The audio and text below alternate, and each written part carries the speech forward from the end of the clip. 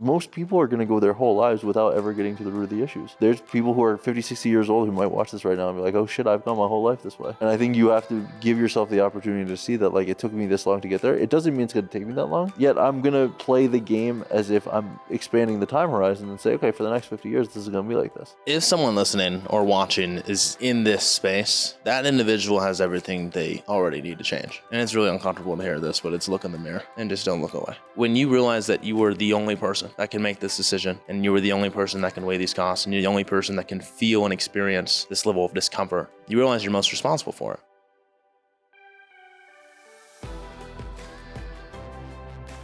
What's going on, friends? Welcome back to a brand new episode of Dieting from the Inside Out, and I have got a very cool episode for you today.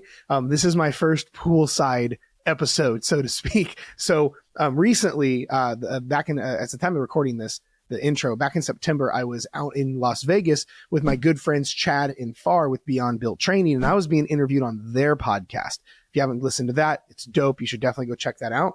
But while I was out there, I wanted to get an episode where I wanted to interview both Chad and Far. And ironically, now what's funny is Chad and Far are now my coaches. You know, I believe in coaching so much that I think all good coaches need coaches. And I have some stuff I'm working on with my goals, and I wanted to invest in myself and hire coaches for me to help with my things moving forward. And so I wanted to pull the trigger and actually be a client of Chad and Far's because of their track record and because I trust them and I really want their expertise helping me with the goals that I'm working with. Because the stuff I'm working with right now is a little bit different than what I've wanted to do in the past. So for me, coaching is one of those things where it's the best and fastest and most sustainable way to expedite results. So of course I wanted to lean in and do that. And I wanted to work with Chad and Far. So what's funny is they're now coaching me, which is super cool. But the thing is with this episode, the studio that we were recording in was taken, but it was kind of a last minute thing, wanting to do this interview. So we actually ended up just setting up poolside. It was super cool because at the apartment complex where they live, there's this really nice pool, this outdoor lounge set up, and it's kind of neat. So we just said, fuck it. And we threw mics and the cameras and set up poolside. So if you haven't checked out the YouTube video just to see our setup, you absolutely should. But nonetheless, you're going to get a lot out of this episode because Chad and Far are a wealth of knowledge, have nothing but a track record of working with high performers, normal, everyday people, but ultimately showing people how to change their life forever and permanently. I trust them. Obviously, they're doing my stuff with my coaching, and I think you're going to get a lot of value out of this because the thing that I wanted to talk about specifically, I had several different routes I wanted to go with this interview, but a lot of people that I see in our community have gotten to, let's say, a point of crazy levels of leanness, whether this be like a bodybuilding show or a really trendy diet or what they used to look like in high school or whatever the case is.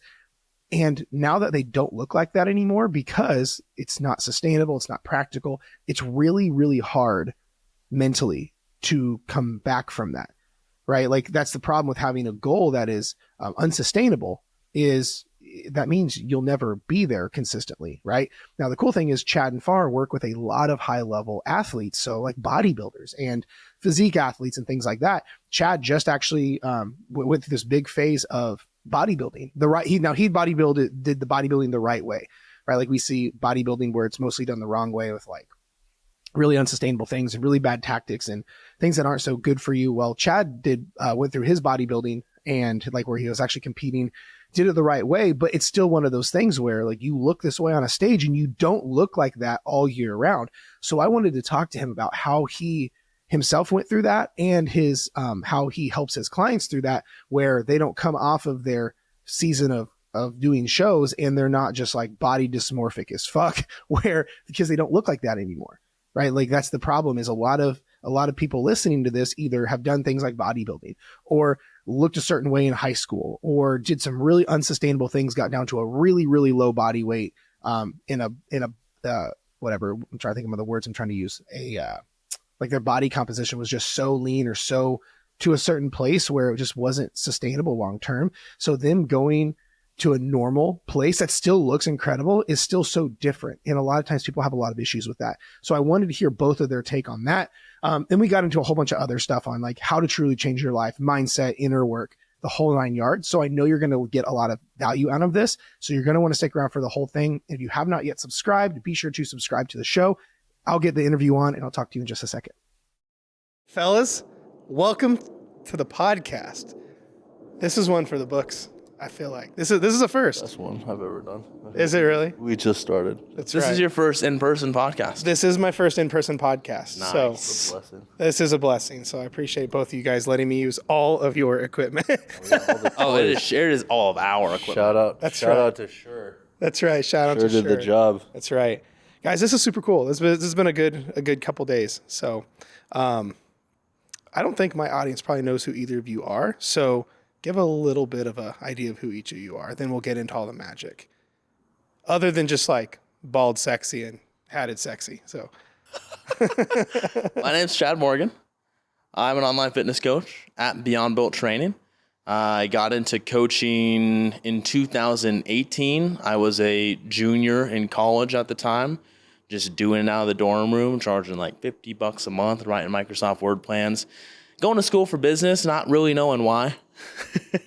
So year 3 in, once I really started getting involved with that more and more and, started making a little bit more with that, then my part-time job, I was like, fuck it, let's go all in.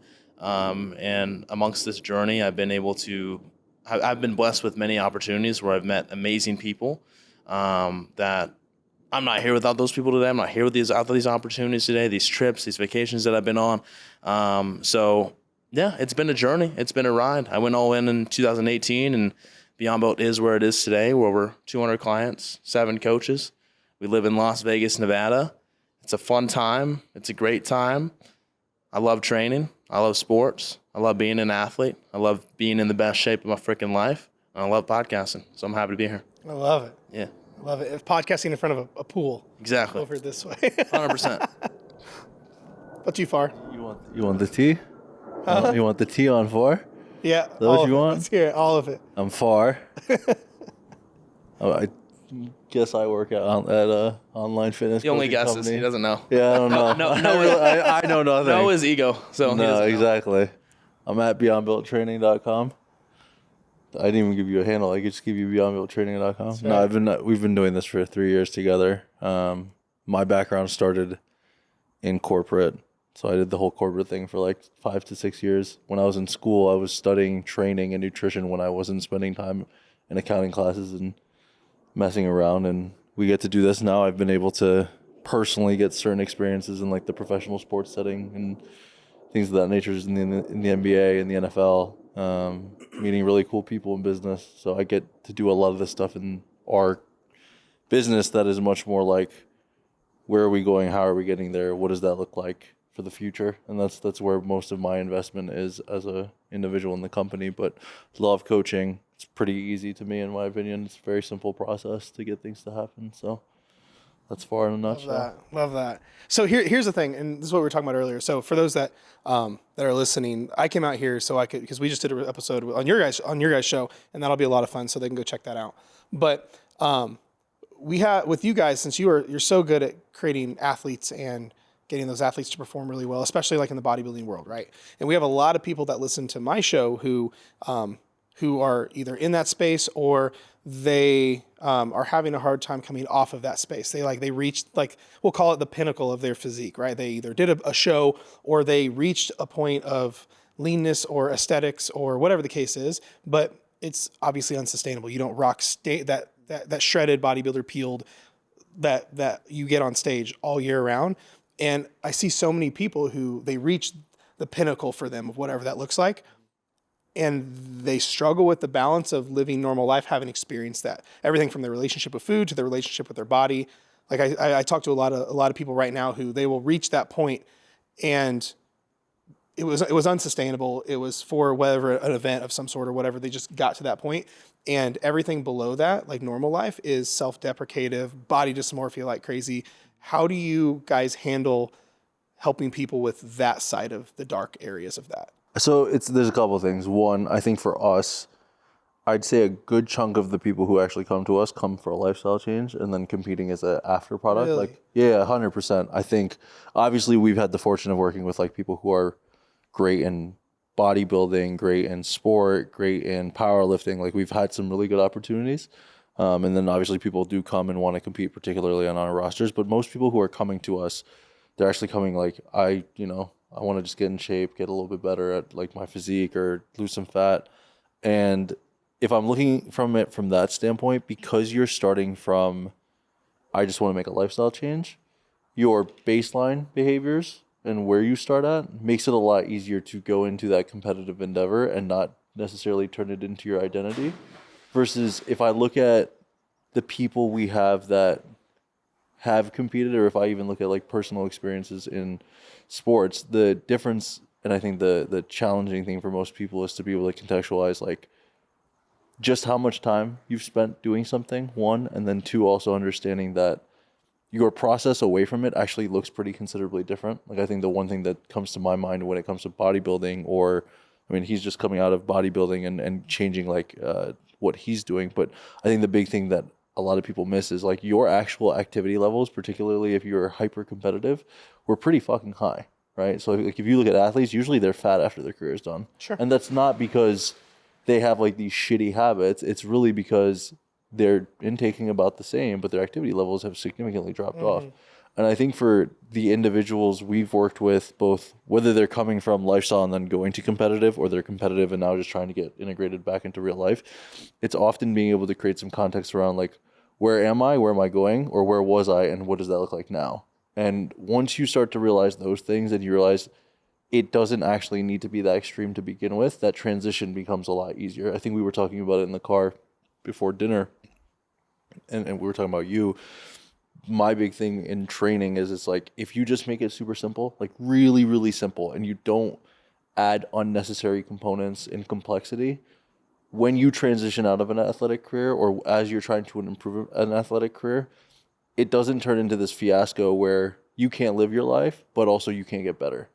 And the more I've been personally in the training space, the simpler and simpler training looks. And so like we were talking, like when I work with a guy in the pros, and they're like, this is so basic. And it's like, is it working? And they're like, yeah, DEXA scans show it, performance shows it, vertical jump, speed, all these things show it. It doesn't have to be complicated.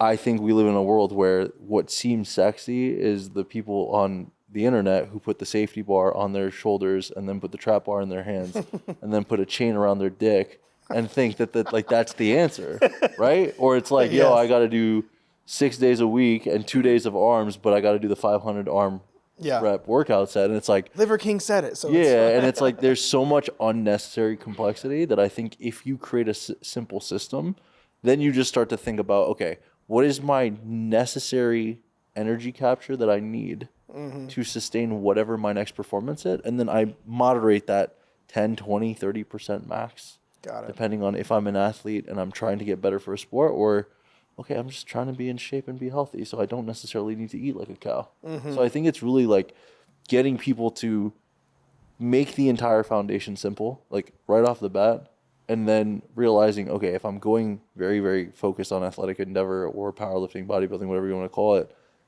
that has specific needs, and I can put myself in that for a period of time, but it's also probably not healthy for me to do that year round.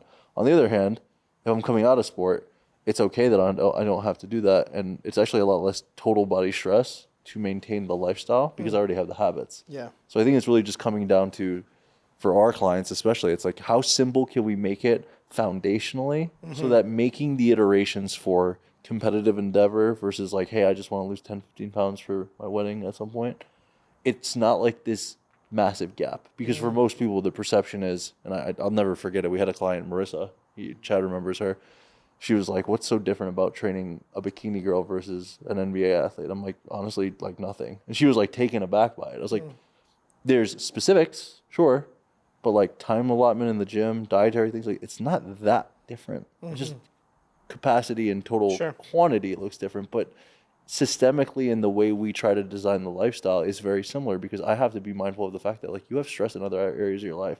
So if we create any unnecessary levels of stress from your models for training and eating, I might actually put you in a compromised position for your performance and for the longevity of your life and your career in a sport. And so we have to take into consideration, how simple can I make it to make it effective?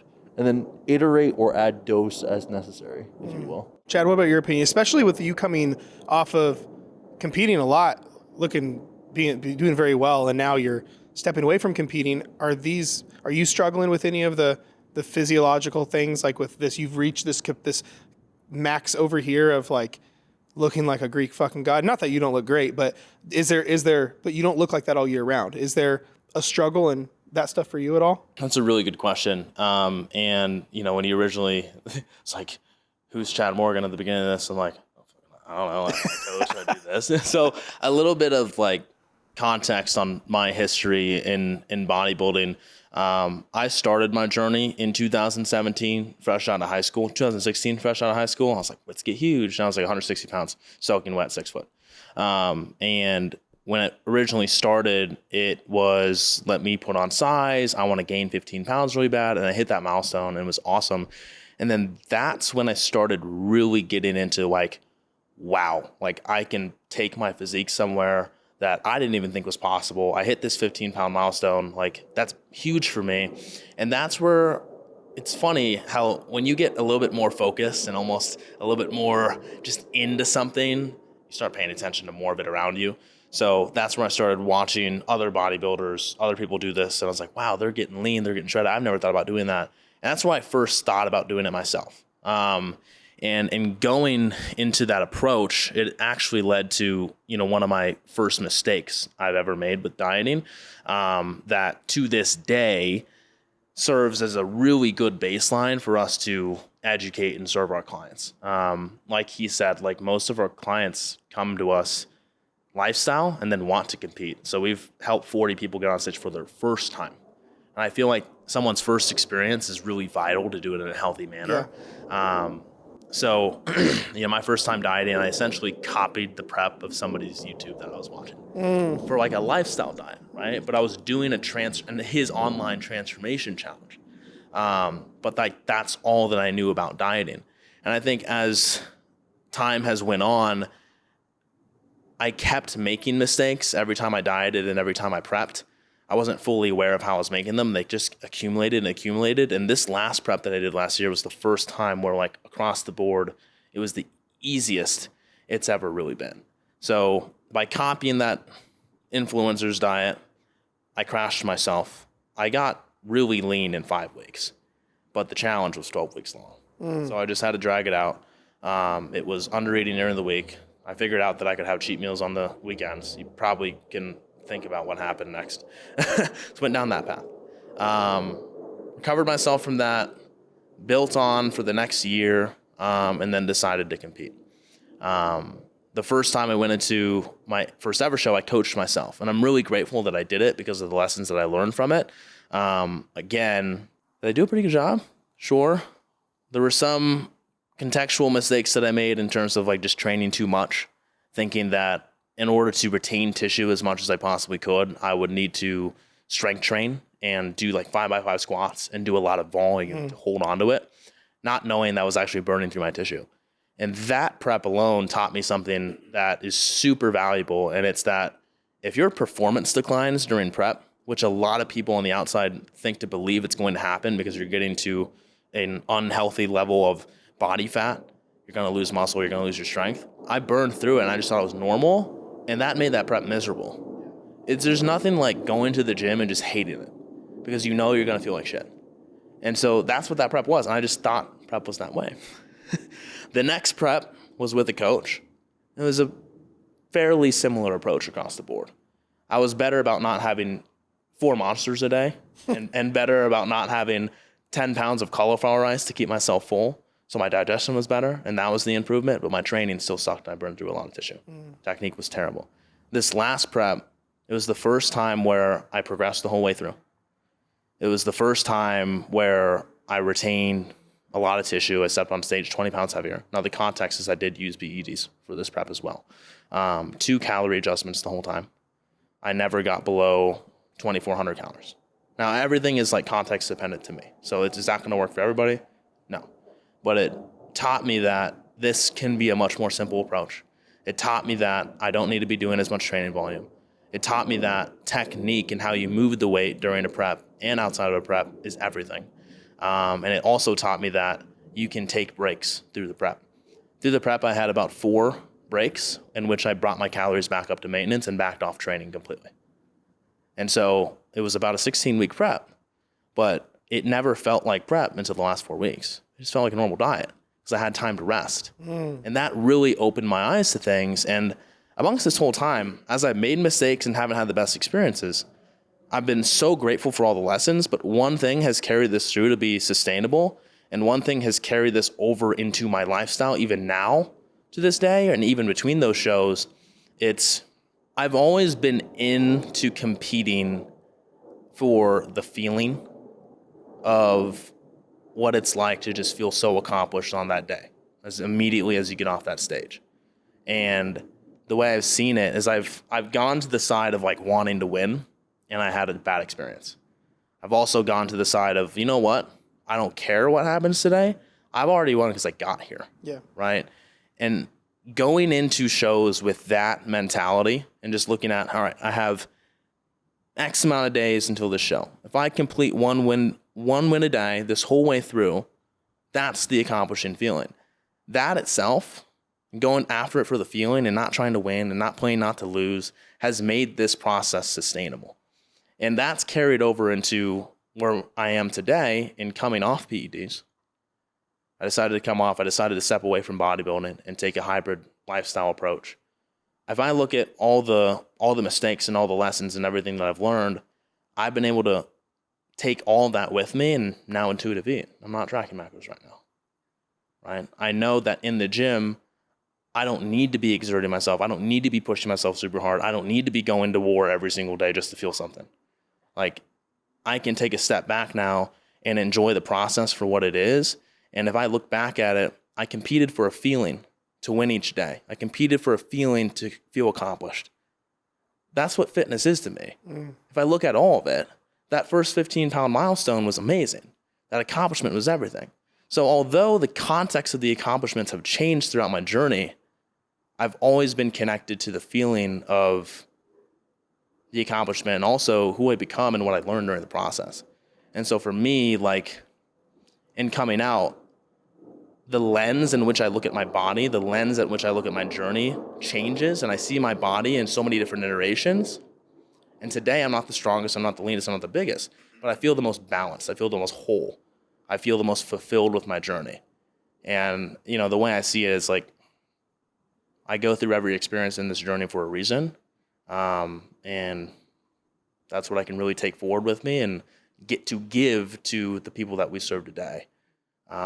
And I think that's been a huge reason why so many people have wanted to compete after creating their lifestyle transformation, because it's like, cool, there's likely more for me out there. And there's no like pressure or need to. It's just like, why not? Like, why not me kind of approach. And it's a different mentality than, oh, I'm not going to compete until I'm ready to win. I'm going to compete for the experience. And we've always been really big on that because we just understand experience is invaluable with anything. Sure. Yeah. Let me ask you guys both this. When do you think, because again, like the show's called Dieting from the Inside Out, you know, with the things we've already talked about and whatnot. And I see a lot of people, like we don't, like obviously like my community is not mostly like bodybuilders and things like that, but I see a lot of people who'll do that. They'll have a lifestyle transformation, and everyone's first go-to is like, I want to compete, right? That's like you guys have both said. When do you think so it's okay to look down that road, and when it's not? Because like, and I've never asked either of you guys this, because I personally believe not everyone should bodybuild. I think some can do it. There's a right way to do it, but I've seen a lot of people either like it turns them into having eating disorders, and it causes a lot of problems because of the approach. So for you, when is it, man or woman, when is it appropriate if someone does have the desire to start doing bodybuilding? When like, okay, you check the boxes, I think you're ready, versus, you know what, I think we got too much stuff going on, and I think it would actually harm you. When do you guys think it's thumbs up or thumbs down? I think it's a similar answer whether you're doing bodybuilding, powerlifting, competitive sport, which is like, is the baseline we currently are at a sufficient enough place to start where if we have to go in one direction or the other, because you have to think about it, bodybuilding, powerlifting, sport, there is some extreme that you have to go through to get good at it, right? So it's like, if I understand that is a truth that has to happen to some degree, are you in a position where that percentage of need to get you towards this specific outcome, whether it's bodybuilding, powerlifting, sport, whatever, that it's not like this huge deviation, right? So like, I think this is the problem with bodybuilding personally, and this is why I think if you're a coach and you see this, you probably fucking suck. The problem is this: we live in this world where there's this like neurotic, like, go hard, bro, and rice and chicken and broccoli, bro, and like all this shit, right? And it's not to say that if you're dieting for a show, you're not going to eat clean or nutrient dense. It's not going to be somewhat strict. It's not going to come with hard training and cardio. It's just so much of it is energetically charged if you listen to the way people talk about it and the behaviors and beliefs around it, that I think that's ultimately what leads people down a certain path. So like he's talking about his prep didn't suck as much, but like there was no, yo, I'm going to war for prep. Like it's bodybuilding. Like you're not fighting in Sparta. Like that's just, it's not what's happening. And I think the thing for most people is it becomes this like thing that it isn't. And therefore, like, if I turn it into an identity of this is a war, this is a battle, everything around it seems to be like this crazy traumatic experience for everybody, which is like, you got to go hard. And like, if it's not difficult, then you weren't doing enough. And it's like, to what end? Like the goal is to perform really well on the stage. The goal is to perform well on the platform or on the playing field. It probably is a good idea to feel pretty good or as good as you can in order to perform whatever it is, whether it's body composition based, strength based, or field based. And I think that becomes the conversation with our clients, which is like, where are we baseline wise? Because like people come to us and him and I will both comfortably be like, you need a year to just develop the basic habits to get your metabolic capacity to a place where if I put you in a pretty significant deficit, I'm not like going nowhere. And like you probably know this too. It's a lot easier to take someone and say, hey, we're going to bump you down from 2,500 to 2K in calories than it is to be like, hey, we're going to take you from 1,800 to 1,400. Like, where are you going at 1,400, right? But when you're at 2,000, is it fun to go to 1,800 if necessary? No. Can you do it for a period of time? But if I take you from 1,800 being your baseline and now you're at 1,400 or even like under 1,200, what you see in the bikini world, there's nowhere to go. I wish so many people would really pay attention to the last 60 seconds because this is a big thing that we get, even non-bodybuilders. Yeah. A lot of ladies come in, they're like, what, I can't eat more than 1,200. I want to go to 800. And I'm like, we've got a lot of shit to undo right now. You know what I mean? 100%. So. 100%. I think that becomes the challenge is like, same thing with training. It's like, and my favorite is when guys are like, oh, I've been doing all this volume and I stopped progressing. So like, maybe I need new movements or I need new exercise. Like, bro, no, you just ran yourself into a fucking wall. Like, it becomes, if you just pay a little bit of attention, we are in such a neurotic world right now with our approach to training, dieting, cardio, et cetera, et cetera, et cetera. And it's like, why? Mm-hmm. Like your goal is to look good on stage. Your goal is to perform well on the field. That doesn't mean it's not going to be coming with some challenges, but like, are we really just going to aimlessly feed those extremes? I don't know. And I think that's where for me, and he knows this too, it's like, I don't really enjoy talking to most bodybuilders for that reason, because it's just like this, yeah, bro, prep was so hard, and I was on VAR, and I was on trend, and it's like, bro, you did everything under the sun, versus I watched his prep, he looked the best he looked, he was the healthiest he was. Granted, did it mean it wasn't hard at times? No. Did it mean he didn't take PEDs or need to for certain purposes? No, he still had to do those things. It just never started 16 weeks out, and his coach was like, 80 minutes of cardio, 60 sets per session, 7 days a week. You get spinach and cod, and that's your next 16 weeks. But that's like most of our industry. Yeah. Even for people who are just trying to get in shape, it's like, bro, I know a lot of ladies who are like, wow, you just said I'm not even a bodybuilder, and you just said what my coach has me doing or whatever. I mean, I tell him the starter pack for every bodybuilding coach, putting a person on prep for the first time, is 90 minutes of cardio, 1,200 calories, and no carrots, because there's too much sugar in carrots. Seriously, like I sound crazy, but like these are things that I hear consistently. Right. Yeah, that's absolutely. What are your thoughts, Chad, on the check? If you want to say like, here's when if you want to go down that rabbit hole, and here's when like mentally, metabolically, psychologically, like, no, we're not ready. Yeah, I think we can go through those categories. I think we can start with physiologically. What's your base, right? When someone comes to us, they look at their training experience in terms of how many years they've been in the gym. We look at it as how many years have you been spending training? And they're like, what do you mean? Well, like with phenomenal technique and with proper structure, proper back off periods, and supplementing that with really good nutrition, and not only just any nutrition, but a healthy relationship with that nutrition. How many years have you been spending doing that? The answer is 0. Yeah. And so if you're going to come to us and say, I want to do the show 6 months from now, we're going to turn you around because we don't have a base. And I actually was talking about this with a client literally today through a voice message. And I'm like, I don't think many people understand that in order to have a really good prep, there's 6 months of prep before the 6 months of prep, at least. And that's shortening that timeline a little bit. It's like, for the 6 months, how diligent are you? How much tissue are we building? How much are we working up, metabolic capacity and our calories up? How good's our relationship with food before we do go into that, right? And I think a big piece of this as well is before you even start the prep, how do you feel about your body? You love it? You proud of it? You good with it? You happy with it? Because if you're going to be happy at the end of the prep, we're not going to go into that prep either, right? And so that's why the prep before the prep is important, because for a lot of individuals that begin with us, again, they've spent 0 years really training. Yeah. And so it's a big step back for them to understand that, oh, I actually need to be doing less, but higher quality. Sure. Oh, I actually can be eating more than I am right now consistently, right? Oh, I don't have to be perfect with my regimen or perfect with my diet in order to see really good progress. And I think that is a big thing in terms of, we've talked to so many people where prior coaching experiences, it was, hey, if you don't hit this, you're being met with more cardio next week. Hey, if you don't hit this, Like a punishment. yeah, it's very rooted in that. And so that becomes so conditioned to where they almost believe that they need to be doing something or else Far and I will get on them, or else our coach will get on them. And they almost avoid the check-in or want to avoid it or say, oh my God, I'm so sorry this happened. And if they're saying that, they're also not ready to prep. It's like, hey, let's just share the space. Like, what are you sorry about? Like, there's nothing to be sorry about. It's part of your journey. You're learning, right? And I think a big piece of this is also understanding you're never going to feel really, really like ready to go in your first prep.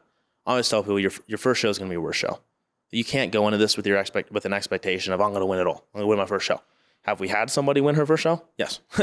and are we going to instill confidence in you and believe in you that like if you really have what it takes and we look at you and really believe it, hell yeah, we're going to back you with that. And at the same time, like let's be realistic here. You're doing this for the experience over everything. You're going to learn a lot about yourself. The deeper you diet down, you're going to peel back the layers of yourself. There's going to be some things to work through. And if you avoid them, you're going to be using prep as a mask and identifying all within the prep and masking all the other stuff that's going on. So a lot of that is conversations consistently and getting feelers on where this individual is before they actually go in. Sure. So there's physiological pieces, there's emotional and mental and psychological pieces to that. But I really think it's important to have a very healthy outlook on the journey before the prep even starts. Dieting is exciting. Getting as lean as possible is exciting. Is the off season exciting? Right? Is putting on the muscle exciting? Is raising your metabolic capacity exciting?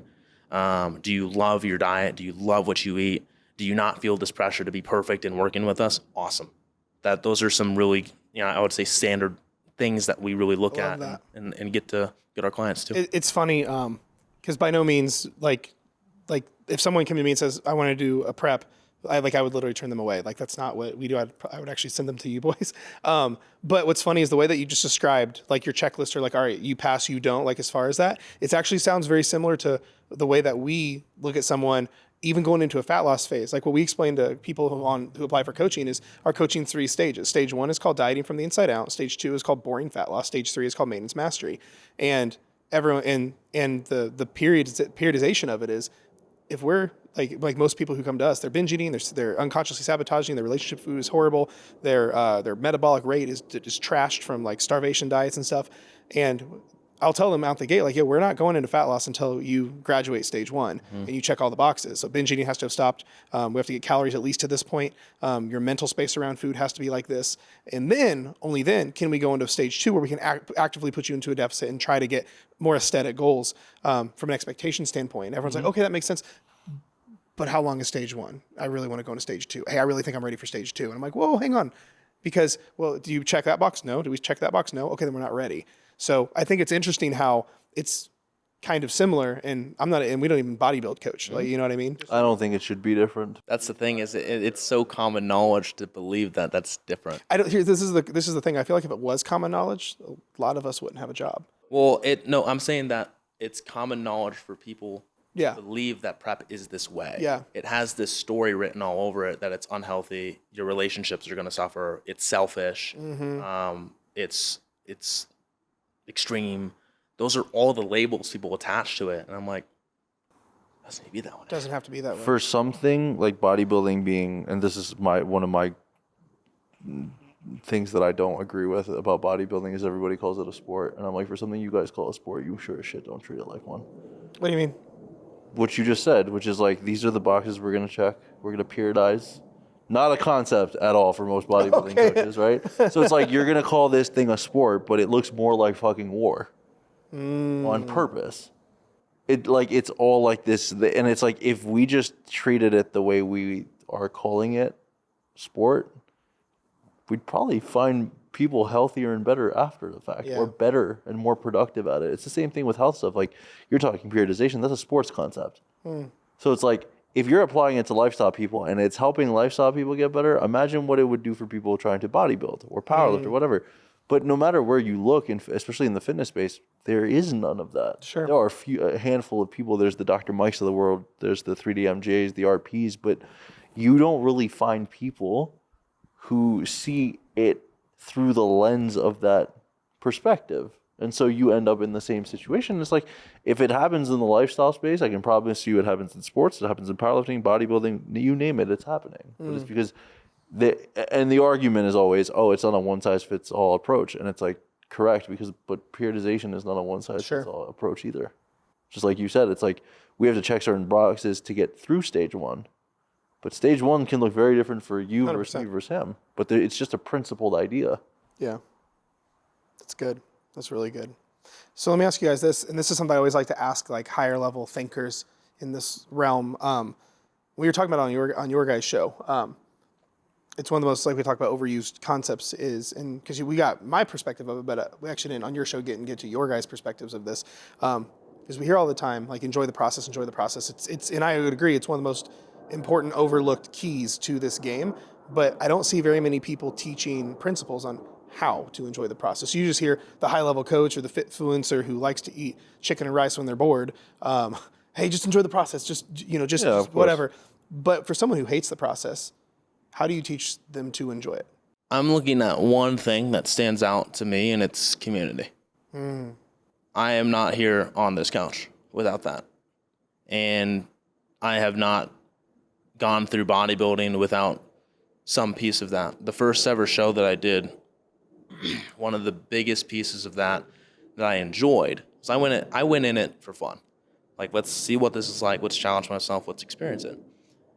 The greatest piece of value from that was not just stepping on stage. It was who I met there. Because there were people, it was the first time I saw, and with my own eyes, other people like holding cameras out in front of their faces. And like, first time I saw in my own eyes, other people in like this great of shape. All here, all bonding, all meeting each other for the first time. And me being from Omaha, Nebraska, and me being in college and wanting to go this route of wherever I was going with my business, I was like, whoa, this is nuts.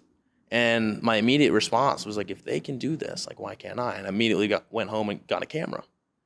And in getting that camera and starting to post content, later on, more opportunities came about. I started meeting more people online. I won this giveaway to go to this fitness cruise where all of these fitness influencers and coaches were on a cruise ship. And I was like, I'm skipping my midterms to go. And I met these people.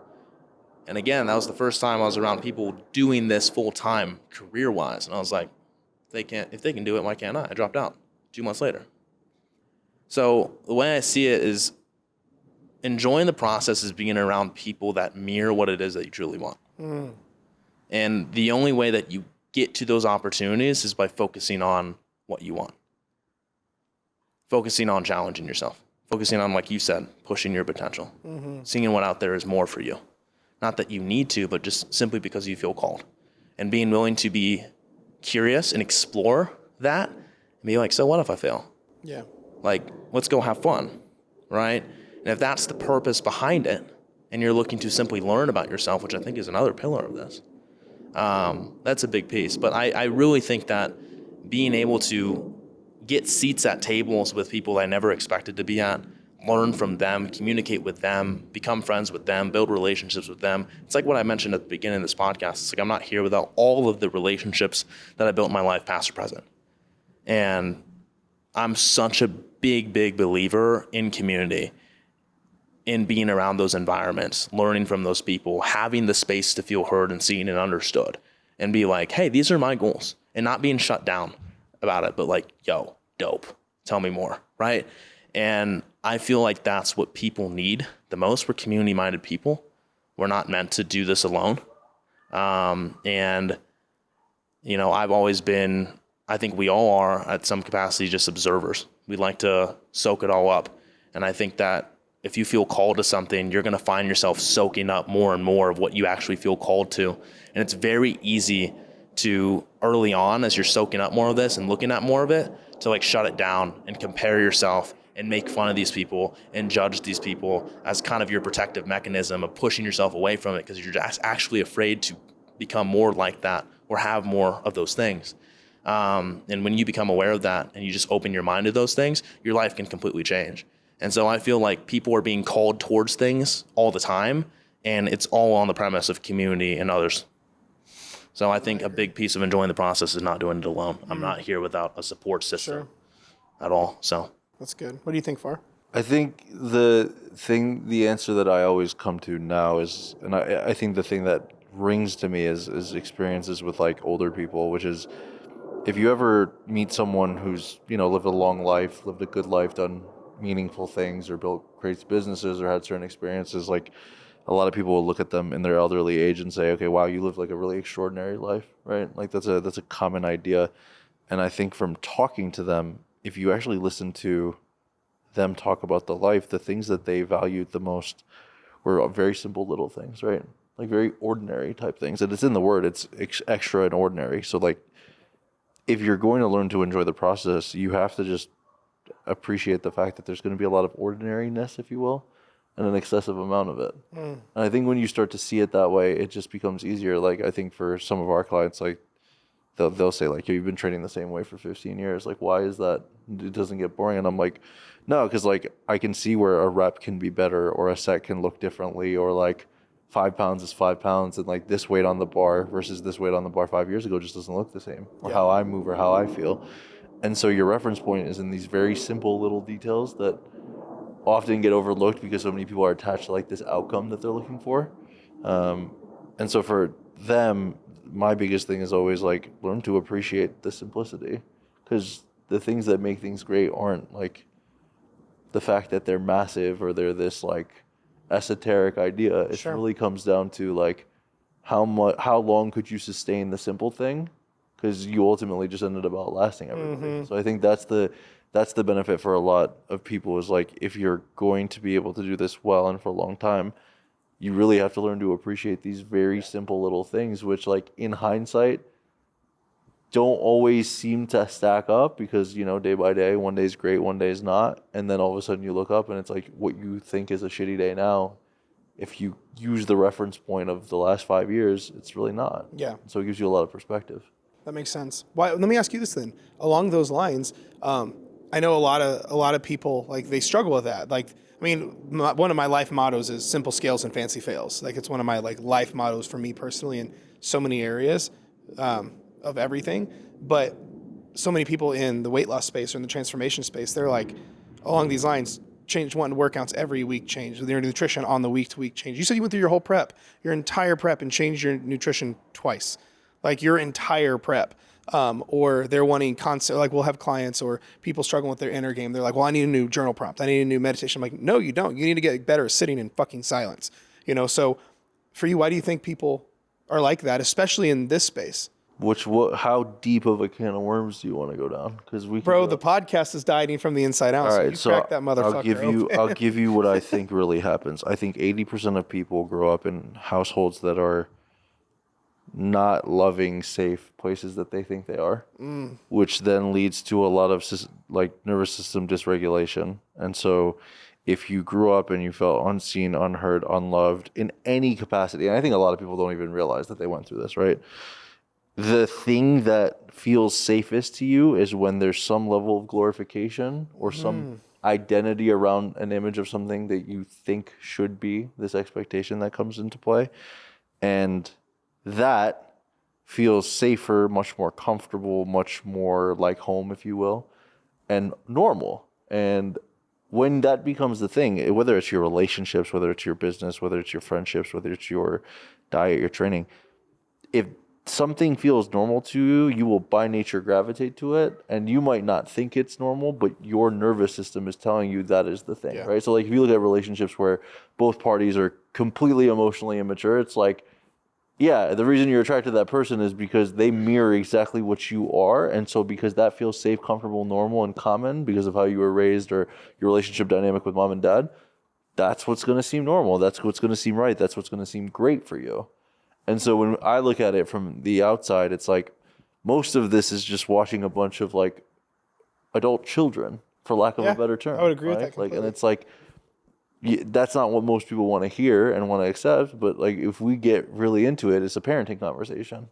It's like, how are we raising our kids? What are the values that we are teaching them? How do we teach them what that looks like? What is yes and no?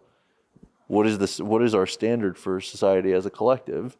And that's very much non-existent in modern day society. So it's like, I meet people of all different backgrounds, and we've coached so many different people. And then I've also seen this in the pro level. It's like, it's not really surprising to me when I meet someone and it's like, they're just all over the place. It's like, that's the environment you grew up in. And so if you were nurtured, particularly from 0 to 8 in those environments, that's all you understand to be true. And that's your only identity of what is. And so if that's the case, yeah, it's not only the fact that you now have to change what the identity is, and this is the thing with inner work that I think most people completely butcher. It's why most people don't actually stay consistent with it for the long game, because they don't see it as a never-ending game.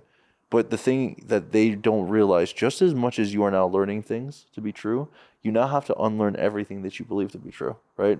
So this is particularly the first 3 to 5 years you go inward, it is a lot, just as much as it's learning about yourself, it's unlearning the shit you've been doing. Yeah. And for most people, because they don't see the duality of the two, it's easy to get discouraged. One moment, oh, I'm doing it, I'm great, I fucking know what's going on.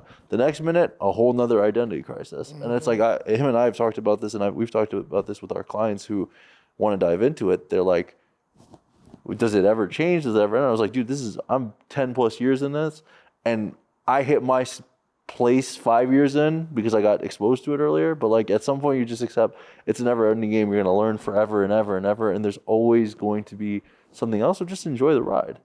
It just takes, for most people, a lot longer to accept the fact that like that's the way it's going to be. And that's not good, bad, or indifferent. That's just what it is. And that's the thing that I think for most people is, creating their hindrance with fat loss, muscle, their business, their relationships. It's like, yes, there's strategies, we can find the best diets, the best training programs, whatever, but it's like, where are you at within yourself? And I can tell you, tried and true, prep is the best place for this. I tell every single person, your prep is going to uncover every single fucking thing you didn't deal with. Because your body fat is coming out. So now you're skin and bones. You got nothing to hide under. Because I often tell people, you have excess body fat because you are hiding from the identity of what you wish to be true. Because you don't see it that way. Interesting. I've never heard anyone explain it like that. I've tested this theory on a number of people. It's like, why did you? It's because if you think about it, if you're excessively overweight, it's armor. It's how you protect yourself. If you look at it, there's so many like little metaphors in like physiology. If you look at it, and it's like, you don't realize it until we start peeling it off. And so binge eating is easier because your body's state or homeostasis is what? The thing that you could protect yourself with. Or you start losing weight and like, oh no, this is scary, and let me let you know. Yeah. Or the other side of it, which is like, I am not enough and I'm so little, or I just don't have anything to me. And metaphorically, when you think about it, it's like, oh, I shouldn't eat, because if I add anything more to me, it means X, Y, and Z. Interesting. If you like, and you can, and I've done this with some of our clients, I'll just walk them through everything they just said about why they binge or why they don't eat. And it lines up every single time. Wow. And they're very uncomfortable. Yeah, I guarantee it. I'm like, I get it. I was like, this is a common theme. It's like either you're on one extreme or the other. And if you want to deal with it, you'll find your healthy, happy medium. And if you don't, you're just riding the pendulum for the rest of your life. Wow. What do you think, Chad? I was just sitting there soaking all that up. To be honest, well, I think he makes a really good point here, in which I've experienced as well, just in my personal journey, is that when you start becoming aware of where you're responsible for maybe mistakes you've made, things that have happened in the past, there is an unlearning process that comes with that. And I think if we look at it in terms of dieting, if somebody diets for 6 months, it's likely a good idea to spend at least a 1-to-1 ratio after that diet before they go diet again. Right? I wish everyone would hear that. Like what you just said. You said a 1-to-1 ratio, just to be clear. Mm-hmm. That's beautiful. I mean, what's going to happen? Yeah. I mean, you got time on your hands, right? You might as well enjoy it. But at the same time, like, it's that whole unlearning thing. If you've been overweight for the last 5 years, you can't expect 5 days to turn things around. Yeah. Hell, you can't expect 5 months to turn things around. And that's like uncomfortable. And the reality is there's a cost to how much time you've been spending stacking that up.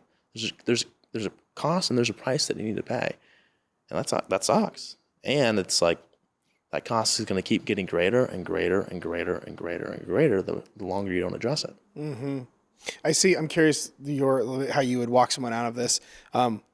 So one of the components I talk about a lot with like our community members or the community that listens to the show, get a lot of maintenance questions. Like, well, you've been talking about like, I need to come out of this. I've been dieting for the last like 18 months or some just absurd amount of time. Or to be honest, most of their life, like most of the people listening, have dieted longer than they've not. And the concept of even going on a maintenance break or not specifically dieting for even 4 weeks is some people unfathomable, right? They're like, holy shit, that's terrifying. And they think if they're not dieting, they are in astronomical weight gain mode. So for that community that's listening, what would you say to those people who they know they need to, but they're just petrified of the idea of not being in a deficit and trying to lose weight and things like that? So I think the easy outlook on this, and I liken it to like the whole inner work and like you're dealing with your trauma and shit, which is, how long did it take you to come to the conclusion that this needs to change? You realistically just realize that's likely how much time it's going to take you to completely undo everything that you just did. And like, that's scary to some people because they're like, oh, well, I've been fat my whole life. I'm like, cool. Be willing to go because like this didn't happen overnight. And yet I don't think you're going to be fat. If you've been fat for 30 years, you're going to be fat for another 30 years. Yet people treat it like, oh, I was fat for 30 years, but in a year from now, I'm going to be shredded. Or I've been skinny my whole life, and a year from now, I'm going to be jacked. And it's that perspective tells me you are naive to the idea that what you didn't have the level of consequence or impact that you understand the gravity of, right? And I use business as a really example. Warren Buffett always talks about it takes a lifetime to build a reputation. It takes 5 minutes to ruin it. It's the same idea in fat loss. It's the same idea in business. Like, you can quite literally completely ruin something in 5 minutes, and it can take you a lifetime to address it. So if it took you a lifetime to ruin it, it's probably going to take you a good amount of time to address it. So open your eyes and look at it. And for someone who's younger, if they're listening or watching this, it just means you get to start a little earlier, because most people are going to go their whole lives without ever getting to the root of the issues. Oh, yeah. Like, there's people who are 50, 60 years old who might watch this right now and be like, oh shit, I've gone my whole life this way. Yep. And I think you have to give yourself the opportunity to see that, like, it took me this long to get there. It doesn't mean it's going to take me that long. Yet I'm going to play the game as if I'm expanding the time horizon and say, okay, for the next 50 years, this is going to be like this. Yeah. If someone listening or watching is in this space, that individual has everything they already need to change. And it's really uncomfortable to hear this, but it's look in the mirror. And don't look away. And just don't look away. Because at some point, you have to weigh all of the costs of where you are now against the costs of what is required to make a change. Like you said, these people already know what needs to change. And you just gotta make a simple choice in which is greater. And that's one moment, and that's one decision. And eventually, some people are just gonna get tired. And I mean, that's most people, right? And it's like, you can't really force that upon people. They have to come to that place when the time is right for them. We don't know when that is. But when you realize that you were the only person that can make this decision, and you were the only person that can weigh these costs, and you're the only person that can feel and experience this level of discomfort, you're the only person that can actually weigh against what the discomfort is of change versus where you are now, you realize you're most responsible for it. And that's where it starts. But also, this is an outlook that we have on fat loss, muscle gain, just all around what you could call just enhancing the way you look, if you will. You're never going to eat your way to your dream physique. And this ticks a lot of people off when I say that. And what I mean is, if you are consistently on E, if your gas tank is consistently on E, how's that engine going to run? You just made a post about this. Yeah. How's that engine going to run? Yeah. Right? At some point, you need an appropriate amount of fuel in the tank for the engine to run efficiently. Right? And that engine is your performance, your day-to-day. And that's not just training. That's just how you feel during the day. How you feel at the desk, how you're moving up the stairs, how you're carrying something. Simple things, right? But especially in the outlook of just performance and training and what you do in the gym, the work in there, that's brick by brick. He's pointing to the gym for those that don't know. I'm pointing to the gym right right there. behind There's a gym right over there. It's wild. That's brick by brick what you're building in there, right? And I think the last thing people want is a crash metabolism and maybe 60 pounds lost, but no muscle there, right? No strength there, right? No tone or structure or shape or balance or, just strength there, right? And in order to fuel that strength efficiently, you need to fuel yourself efficiently to be able to properly recover from such. And so when you look at performance as a whole, as a human, as the driver in all great outcomes that you want to create in your life, business, relationship, everything, how you perform, you look at nutrition as the supplement to that, as the fuel to that, right? And you realize that, hey, by focusing on the thing that I'm not focused, like a lot of people like to focus on the food, but if you focus on the way you feel and focus on the way you perform, right? Slowly but surely, you give somebody that 50 calorie bump, that 100 calorie bump, they're going to feel that in the gym, right? And when they feel that, that starts to really build some momentum. And so, I'm a firm believer in, really looking at it that way. It's difficult for people, but a shift in focus is a shift in action. Sure. Yeah. That's good. That's fucking good. Boys, I can't believe it's already been almost an hour. I just looked down at the thing. That's awesome.